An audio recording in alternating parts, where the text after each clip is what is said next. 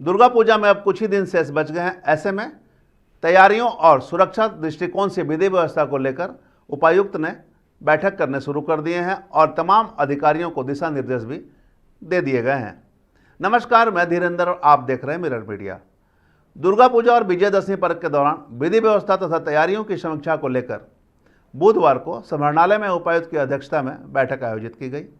बैठक में वरीय पुलिस अधीक्षक प्रभात कुमार, ग्रामीण और सिटी एसपी, नगर आयुक्त, एसडीएम, डीएसपी विधि व्यवस्था, SDPO Baghmara, SDPO Sindri, DSP मुख्यालय वन, यातायात पुलिस उपाधीक्षक, पथ निर्माण विभाग के कार्यपालक अभियंता, अंचल अधिकारी सहित अन्य पदाधिकारी मौजूद रहे। इस दौरान दुर्गा पूजा में सुरक्षा और भीड़ नियंत्रण पर विशेष चर्चा हुई। निर्बाध विद्युत आपूर्ति और ट्रैफिक व्यवस्था को दुरुस्त रखने के निर्देश दिए गए। साथ ही सभी पूजा पंडालों में सीसीटीवी कैमरे और ड्रोन से निगरानी रखने के भी निर्देश दिए गए। वहीं उपायुक्त ने बताया कि दूर दराज से श्रद्धालु धनबाद में दुर्गा पूजा मेला एवं पंडाल देखने आते हैं, उन्हें परेशानी ना हो इसका ख्याल रखा जाएगा। विसर्जन को लेकर ही प्रशासन ने विशेष तैयारियां कर रखी है। गहराई वाले जलाशयों पर गोताखोरों की टीम तैनात रहेगी। उन्होंने साफ कहा कि किसी भी तरह की लापरवाही बर्दाश्त नहीं की जाएगी और श्रद्धालुओं की सुरक्षा एवं सुगमता सर्वोच्च प्राथमिकता रहेगी।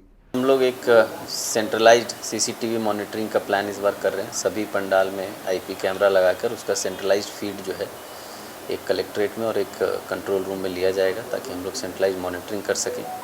इस बार हम लोग लोगों से अपील भी कर रहे हैं कि पंडालों में स्वच्छता रखें। सभी पंडाल में जो सुविधाएं प्रशासन की तरफ से मिलनी चाहिए वो सब इंश्योर हो। पानी, बिजली, ये सब को हम लोग ध्यान कर रहे हैं।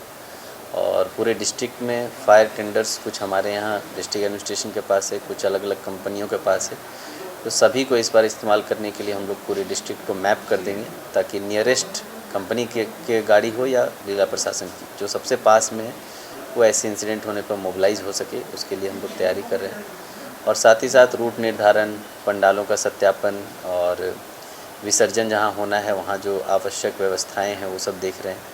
कोशिश है कि इस बार बहुत अच्छे से पूजा मने। और साथ ही साथ इस बार हम लोगों ने एक नई पहल की है कि जो उत्कृष्ट पंडाल होंगे उसको हम लोग कुछ अवार्ड मनी भी देंगे ताकि सभी में एक स्वच्छता को लेके, पंडाल में आम जनों को मिलने वाली व्यवस्था को लेके एक जागरूकता है। और जो दर्शक आते हैं, दूर दूर से आते हैं, कई दूसरे ज़िले से, दूसरे राज्य से भी धनबाद में आते हैं बड़े बड़े पंडाल में दर्शन करने के लिए, उनको एक उत्कृष्ट वातावरण, उत्कृष्ट व्यवस्थाएं मिले, बिजली, पानी, लाइन लगाने की व्यवस्था, गाड़ी पार्किंग की व्यवस्था। तो इन सब पर एक आकलन होगा और आकलन में जो पंडाल उत्कृष्ट प्रदर्शन करेगा उसको हम लोग सम्मानित भी करेंगे जिला प्रशासन की तरफ से ताकि एक अच्छा माहौल में पूजा बीते। वो क्यूआरटी टीम भी है और हमारी रूट लाइनिंग में भी जो डिपुटेशन और जॉइंट ऑर्डर निकलेगा उसमें सब रहेगा कि भीड़ भाड़ कंट्रोल उसी से करने का प्रयास है। और कुछ ड्रोन कैमरेज भी रखे हैं ताकि भीड़ नियंत्रण के समय कोई आकस्मिकता के स्थिति में हम लोग उसमें रिस्पॉन्स कर सकें। विसर्जन के कुछ प्लान है? विसर्जन का रूट प्लान और समय निर्धारण करने का हम लोग कर रहे हैं कि रात 10 बजे से पहले ही सभी विसर्जन हो जाएँ।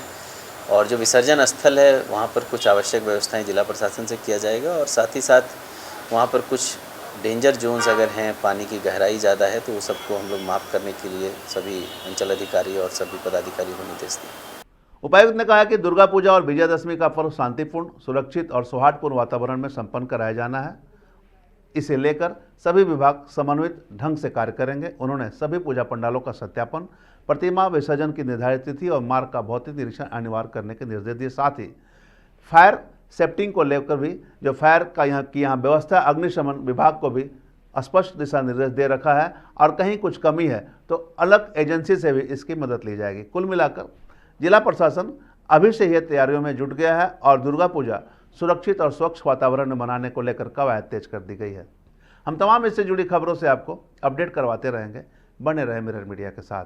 नए दौर की नई कहानी लिखने, खबरों को नए अंदाज में आप तक पहुंचाने के लिए मिरर मीडिया के चैनल पर अब हम आपको मिलेंगे पूरे 24 घंटे। जियो टीवी के चैनल नंबर 4088 पर, इसके साथ ही जियो टीवी ऐप और Amazon Fire TV पर भी।